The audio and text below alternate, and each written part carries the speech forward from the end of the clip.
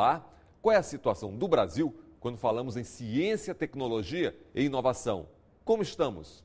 Para onde vamos? A gente vai conseguir criar essa consciência nas nossas crianças? O Ministério da Ciência e Tecnologia tem que ser um ministério do Brasil. Mas tem um centro de biotecnologia da Amazônia que está fechado. Os programas do governo Educar para Inovar. O Senado ouviu o ministro da Ciência, Tecnologia e Inovação, Aldo Rebelo. Então eu creio que uma das primeiras preocupações de um ministério que reúne ciência, tecnologia e inovação deve ser com a elevação do nível de informação científica da população e principalmente da juventude, das crianças.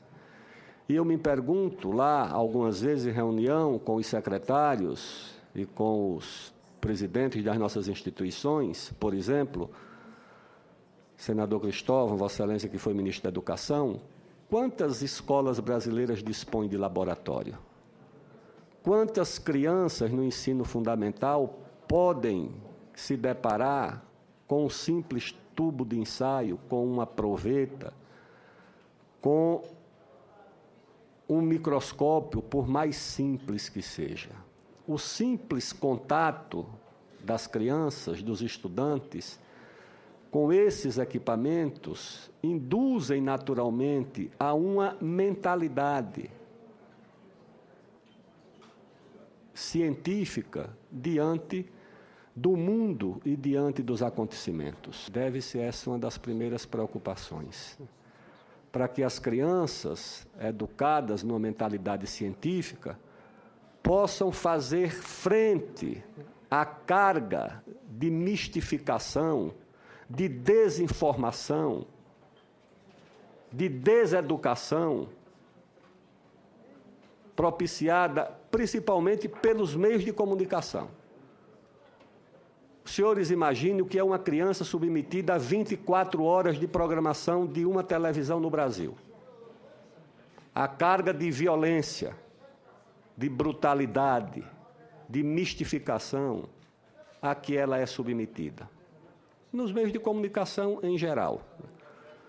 E aqui, antes que digam qualquer coisa, sou um homem que defende absolutamente a liberdade de imprensa, de informação, sou contra a censura. Agora, eu sou contra a censura de lado a lado. Tá certo? Eu sou contra também que me censurem sobre o que eu penso desses meios de comunicação. Um segundo objetivo do Ministério deve ser, naturalmente, promover a soberania científica e tecnológica do país. Mas há também uma outra forma de colonização, que é a colonização científica ou tecnológica. Você submete o país ao domínio de um outro mais forte, simplesmente por ser detentor de conhecimento ilustre. Eu creio que o Ministério deve promover todo o esforço para dar ao país o domínio do conhecimento básico, e creio que essa preocupação tem uma repercussão imediata e prática, porque se os senhores senadores examinarem uma das contas externas do Brasil, as rubricas que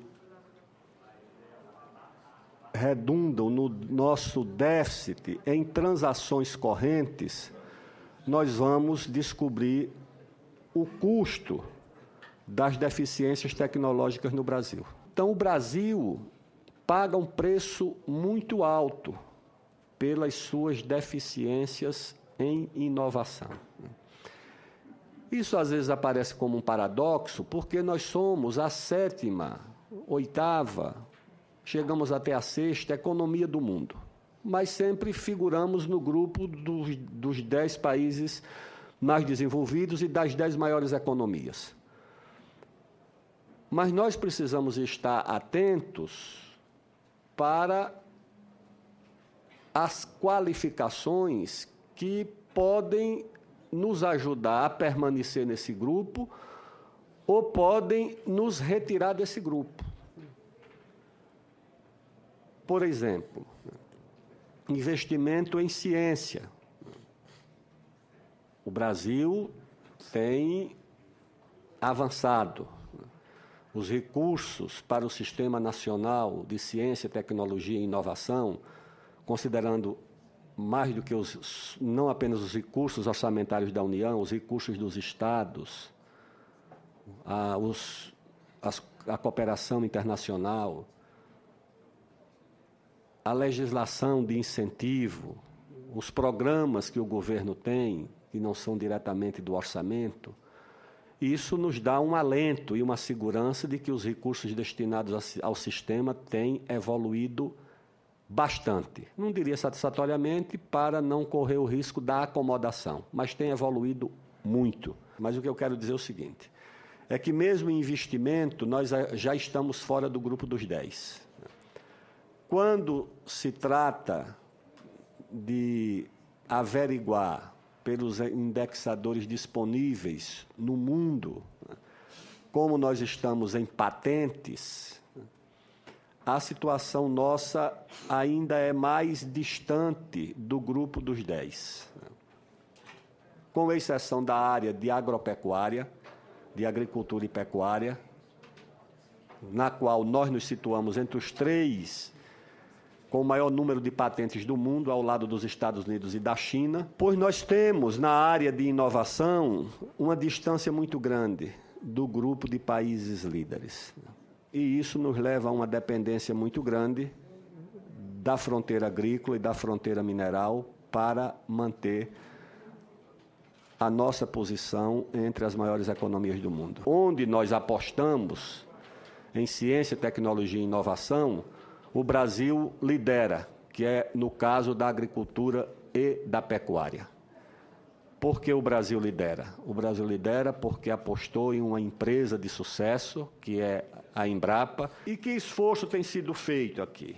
Qual a situação atual do Ministério da Ciência e Tecnologia no Brasil? Nós temos hoje muito mais dinheiro, através dos diversos programas,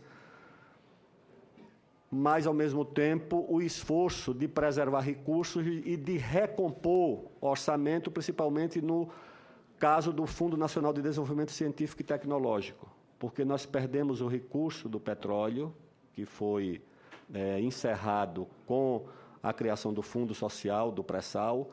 Quando esse Fundo Social foi regulamentado em 50%, o recurso foi apenas para saúde e educação, incompreensivelmente se deixou de fora ciência e tecnologia e inovação, não sei porquê, mas ficou de fora. Então, o nosso esforço é para a regulamentação dessa parte do fundo social e que a ciência e a tecnologia tenha acesso a esses recursos. Nós estamos preparando uma proposta com os nossos secretários, o presidente da FINEP, o presidente do CNPq, porque nós queremos também que a proposta venha acompanhada de uma justificativa. O que é que o país vai ganhar, o que é que vai corresponder em desenvolvimento para o país, em geração de empregos, em crescimento da economia, a destinação de recursos para o Sistema Nacional de Ciência e Tecnologia. No próximo bloco, ciência com e sem fronteira. Acho que já foram concedidas mais de 100 mil bolsas. Fronteira com Peru e a Bolívia, os 2 maiores produtores de cocaína do mundo.